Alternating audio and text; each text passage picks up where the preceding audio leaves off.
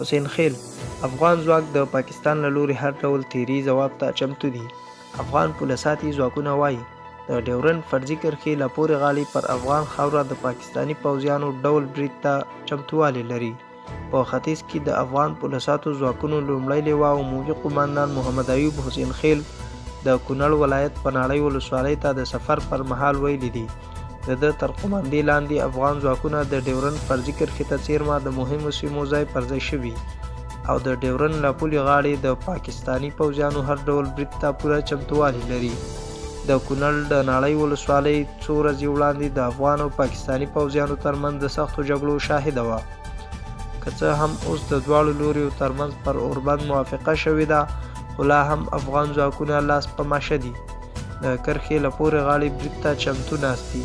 حسین خیل دغه راز ویلي دي چې افغان امنیتي ځواکونه په دوکلام او ناړۍ ولسوالیو کې امنیتي پوستو د جوړولو په حال کې دي او دوی به هیڅ چاته پر افغان خاوره د تیري اجازه ورنه کړي.